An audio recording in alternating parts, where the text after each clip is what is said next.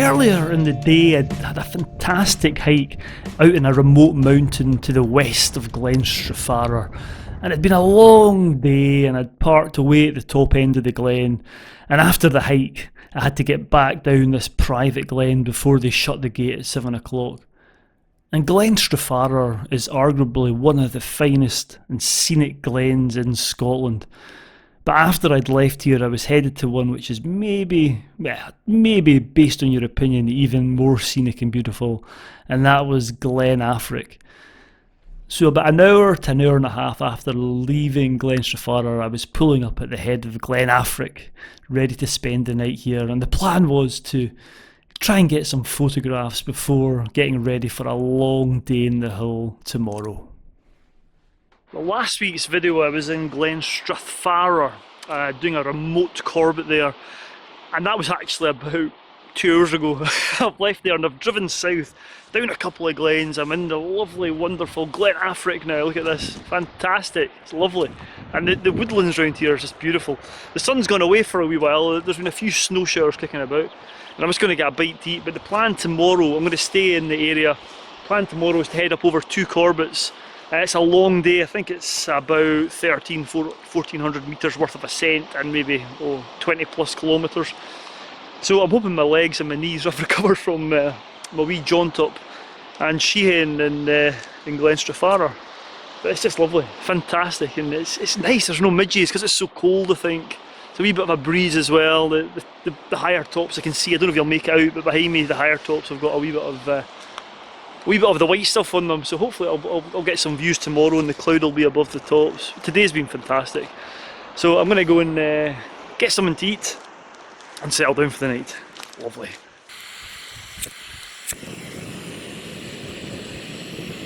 I had the luxury of a picnic bench to put my stove on.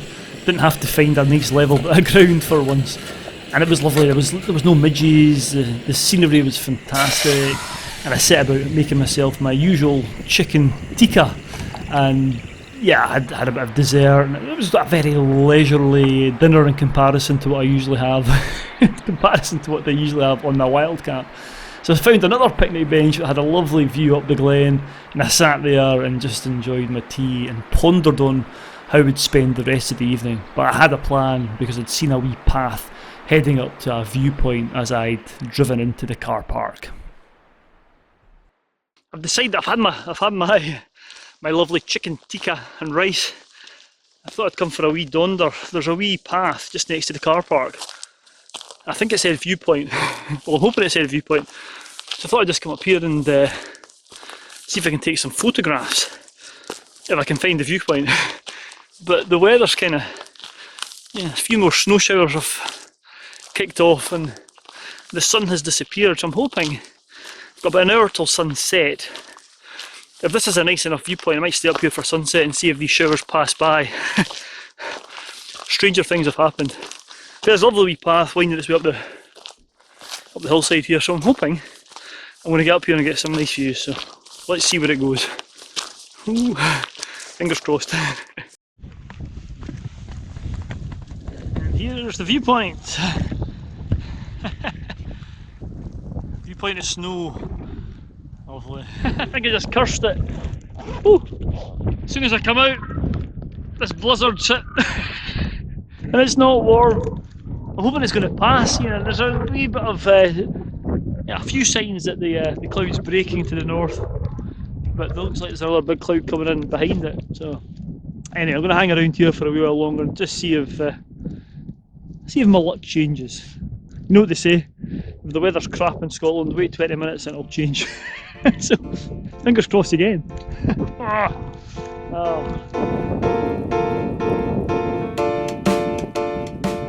Well, it was looking pretty bleak for a good 45 minutes and the snow was coming down thick and heavy over Glen Affric. It was quite atmospheric with all those pine woods and trees being blasted by the snow. But true to form, after a wee while the clouds cleared and I started to get some views, and I decided to take some footage with the drone and also take some snaps with the camera.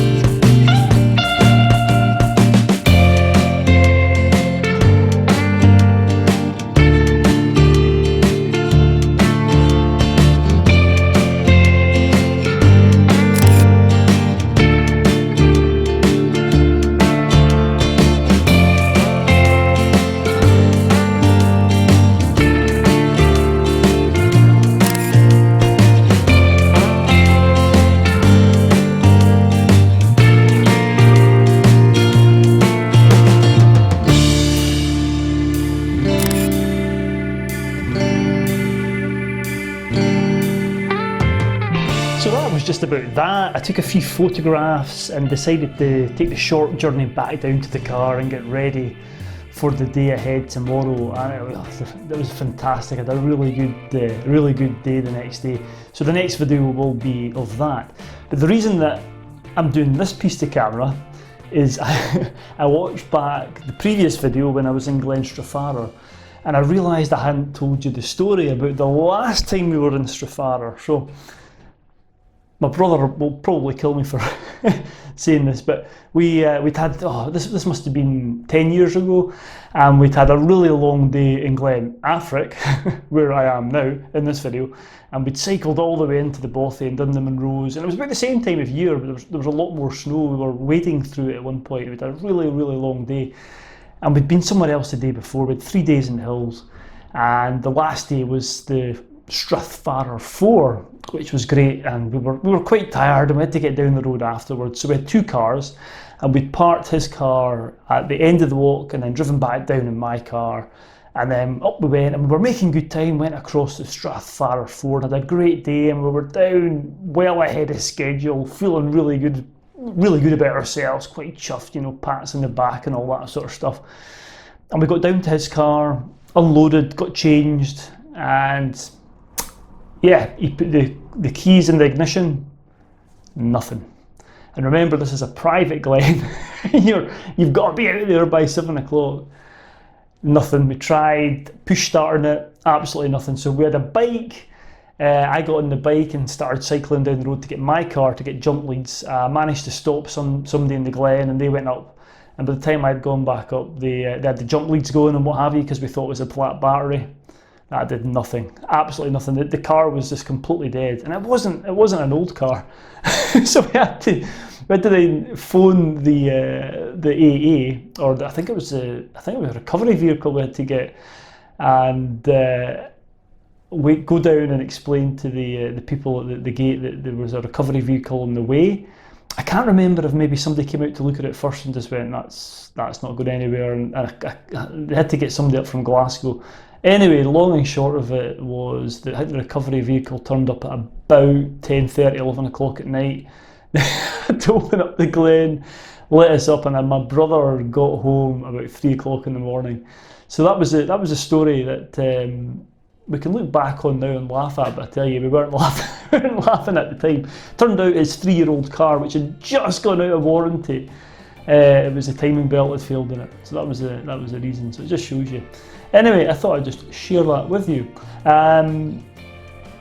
Next video is of my adventures from this year in Glen Affric, and what a day it was. Absolutely fantastic. So I hope you tune in the next time to watch that. Thanks for watching, and I'll see you next week.